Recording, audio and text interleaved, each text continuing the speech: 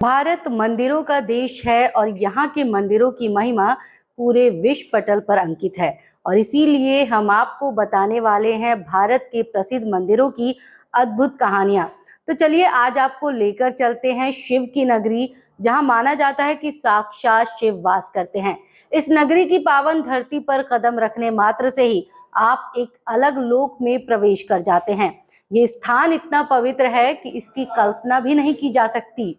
यहाँ जाना तभी संभव है जब खुद शिव का बुलावा आपको आए, यानी शिव बुलाएंगे तो आप केदारनाथ जा पाएंगे। जी हाँ, केदारनाथ उत्तराखंड में गिरिराज हिमालय की केदार नामक चोटी पर स्थित देश के 12 ज्योतिर्लिंगों में से एक सर्वोच्च केदारेश्वर ज्योतिर्लिंग का मंदिर। इस संपूर्ण क्षेत्र को केदारनाथ धाम के नाम से जाना जाता है। ये स्थान छोटे 4 धाम में से एक है। गिरिराज हिमालय की केदार नामक चोटी पर यह स्थित है। देश के 12 ज्योतिर्लिंगों में सर्वोच्च केदारेश्वर ज्योतिर्लिंग। केदारनाथ धाम और मंदिर 3 तरफ पहाड़ों से घिरा है। एक तरफ है करीब 12,000 फुट ऊंचा केदारनाथ, दूसरी तरफ है 21,600 फुट ऊंचा खर्च कुंड और तीसरी तरफ है 22,700 फुट ऊंचा भरत कुंड। ना सिर्फ 3 पहाड़ बल्कि 5 नदियों का संगम भी यहाँ पर है। मंदाकिनी, मधुगंगा, शीरगंगा, सरस्वती और स्वर्णगौरी। इन नदियों में से कुछ का अब अस्तित्व नहीं रहा, लेकिन अलकनंदा की सहायक मंदाकिनी आज भी यहाँ मौजूद है। इसी के किनारे है केदारेश्वर धाम। यहाँ सर्दियों में भारी बर्फबारी और बारिश में जबरदस्त पानी रहता है। ये उत्तराखंड का सबसे विशाल शिव मंदिर है, जो कटवा पत्थरों के विशाल शिलाखंडों को जोड़कर बनाया गया है। ये शिलाखंड भूरे रंग के हैं। मंदिर लगभग 6 फीट ऊंचे चबूतरे पर बना है।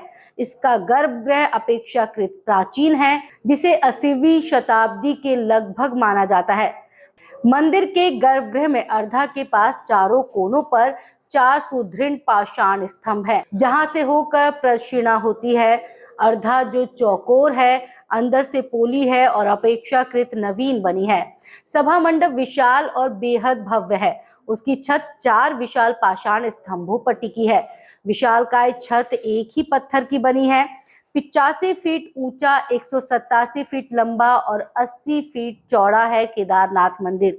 इसकी दीवारें 12 फीट मोटी हैं और बेहद मजबूत पत्थरों से बनाई गई हैं।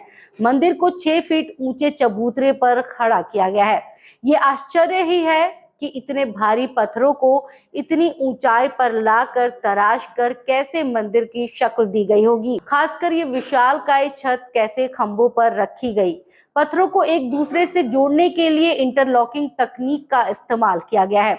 ये मजबूती और तकनीक ही मंदिर को नदी के बीचों बीच खड़े रखने में कामयाब हुई है।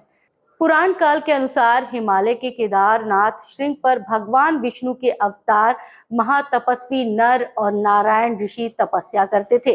उनकी आराधना से प्रसन्न होकर भगवान शंकर प्रकट हुए और उनके प्रार्थना अनुसार ज्योतिर्लिंग के रूप में सदा वास करने का वर प्रदान किया। यह स्थान केदारनाथ पर्वतराज हिमालय के केदार नामक पर्वत पर है। ये मंदिर मौजूदा मंदिर के पीछे सर्वप्रथम पांडवों ने बनाया था, लेकिन वक्त के थपेड़ों की मार के चलते ये मंदिर लुप्त हो गया।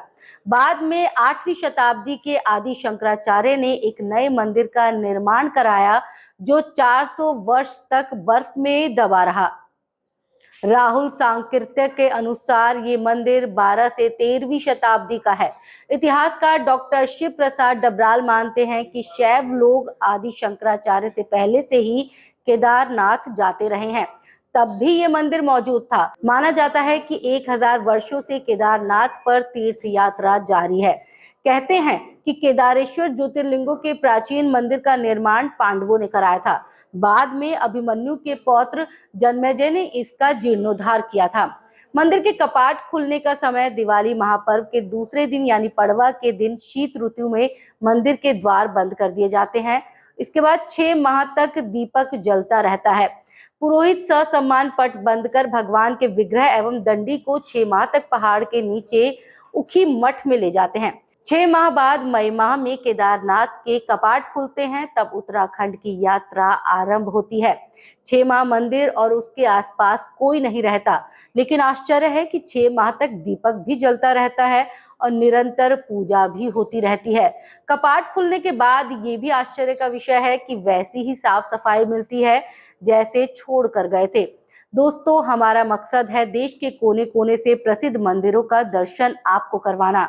आपसे बस इतनी रिक्वेस्ट है कि वीडियो को ज्यादा से ज्यादा शेयर करें और कमेंट में लिखें जय भोलेनाथ।